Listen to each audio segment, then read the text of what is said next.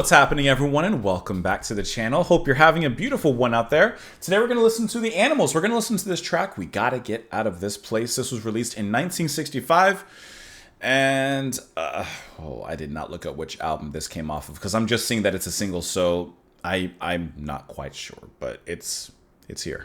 It's here, even if I can't see what album it came out on.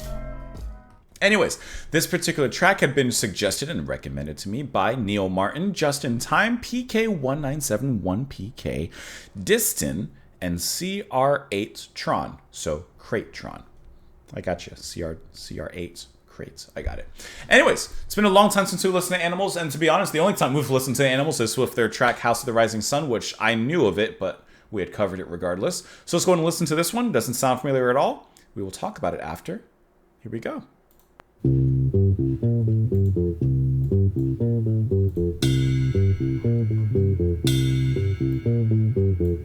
In this dirty old part of the city where the sun refused to shine, people tell me there ain't no use in trying. Now my girl, you're so young and pretty, and one thing I know is true, you'll be dead before your time is due. I know.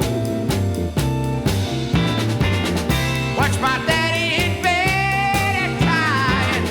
Watch his hair been turning gray. He's been working and slaving his life away. Oh yes, I know. He's been working so hard. Mom been working too, baby. Every night and day. We gotta get out of this place. Very nice switch. If it's the last thing we ever do, we gotta get out of this place. Girl, there's a better life for me and you. Very nice ending on that chorus.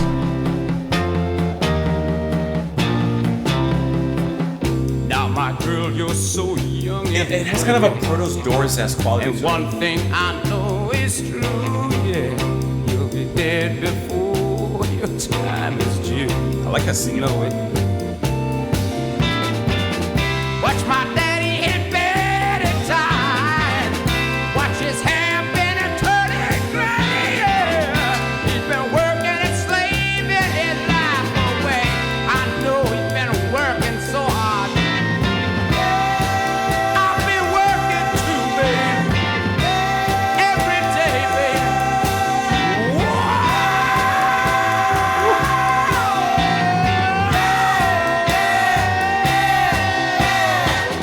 We gotta get out of this place. If it's the last thing we ever do, I like how it changes we gotta tone. get out of this place. Girl, there's a better life for me and you. Somewhere, baby. Somehow I know it, baby. We gotta get out of this place. If it's the last thing we ever do, we gotta get out of this place. Girl, there's a better life for me and you. Believe me, baby. I know it, baby. You know it too.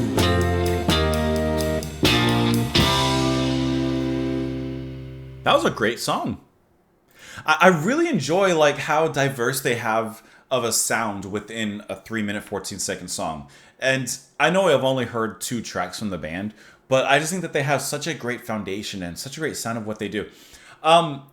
Just listening to this song, would I be remiss in saying that I wouldn't be surprised if the Doors were influenced by the Animals in some capacity? Because the Animals seem to have this interesting take when it comes to structure. Yes, they're making a verse, chorus, but they make all of them, to me, sound so unique unto each other that when the verse goes into the chorus, you would almost, or I would almost think that they're 2 separate songs and not in the same song. But they do it in such a way that the transitions are really well done. To me, the verse here sounds kind of dark, anxious. There's an actual urgency to what he's saying, like we got to get out of here. And then when it moves into the chorus, it still keeps that same sense of urgency, but the notes and the melodies are brighter. It kind of gets out of the shadows and the heaviness for this kind of music, and it moves into something a lot brighter and colorful.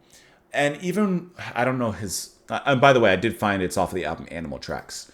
The lead singer, Eric Burdon, I don't know why I forgot that, but Eric has such a passion when he sings. I wouldn't be surprised if Jim Morrison was influenced by Eric Burdon and his singing, because I feel like Burdon's singing, don't quote me, but I feel like for 65 or whenever I said this came out, I feel like it'd be very, very noticeable, and I don't want to say eccentric, but I feel like it'd be very progressive at this time, the way he's singing, the way the band approaches the music. Keyboards done here by Alan Price and Dave Robury. Bass by Chaz Chandler, drums by John Steele. I like the approach to the drums. For example, in part of the transition piece, hitting the tom and then just hitting the snare on beat as like a transition as it gets back into the swing. Like, that's just really, to me, intelligent in the approach to the structuring of this song. It just has a really, really fantastic sound where you, on the first listen, you never know where it's going to go, but you know it's going somewhere good. And I like the lyrics as well. In this dirty old part of the city where the sun refused to shine, people tell me there ain't no use in trying. Now, my girl, you're so young and pretty, and one thing I know is true. You'll be dead before your time is due. Watch my daddy in bed a-dying, watch his hair been turning gray. He's been working and slaving his life away, yes, I know it. And the chorus, and I've been working too, baby, every night and day. So at first I thought this was just about, the city is harsh, life is harsh sometimes, and, I see my daddy in bed dying, his hair's turning gray. What you saw as a bastion of strength is now starting to, you see the cracks, you see the wrinkles, and that time waits for no man, and time is everyone's, I guess, greatest enemy in a sense. But then the lyrics reveal he's been working, slaving his life away, and that's reinforcing the pre-chorus of I've been working too. So I think this is more just like slaving away and not just life in general passing us by, but putting so much work and effort into life and working and that kind of thing, which is wasting us away. We got to get out of this place if it's the last thing we ever do. We got to get out of this place because, girl, there's a better life for me and you. Now, my girl, you're so young and pretty, and one thing I know is true. You'll be dead before your time is due. Watch my... And he just actually repeats those words again. Actually, everything's repeated. So, yeah, there's definitely a sense of urgency in the lyrics. Now, okay, I have a theory. Because, okay, what was... Oh, gosh. The book, The Jungle. I believe it's written by Sinclair. In which... Oh, God. I'll admit, I never finished the book in school. But I didn't really have, like, an assignment graded towards it. We could choose, like, 4 books. And I think I chose...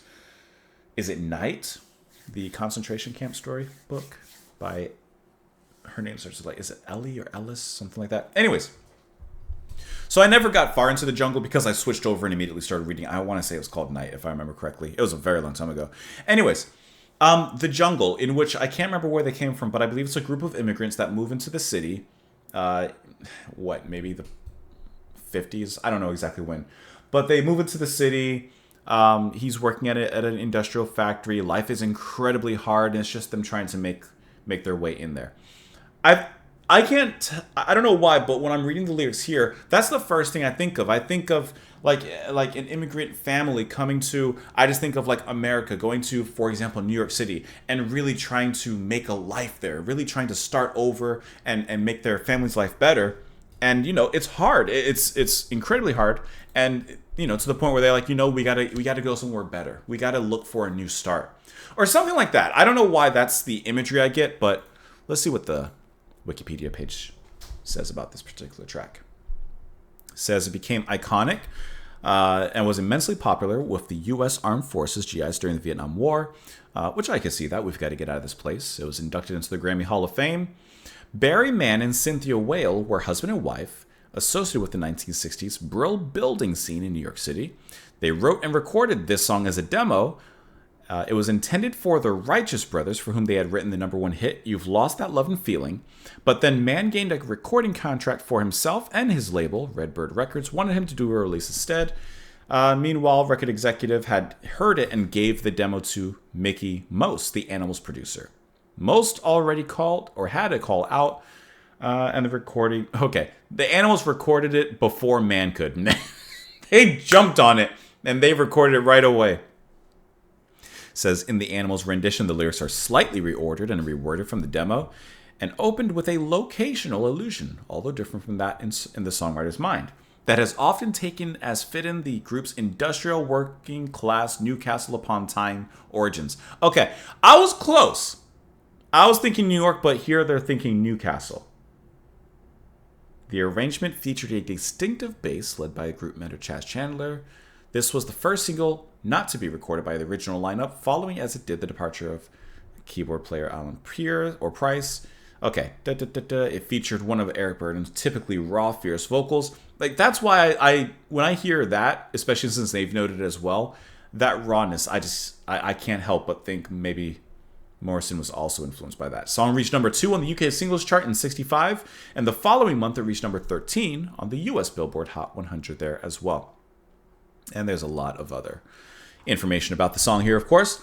Let me know what you guys thought of it in the comments down below. Follow me over on Twitter. Support the channel on Patreon. Thank you as always for being here. Come back tomorrow, and I'll see you all then, guys.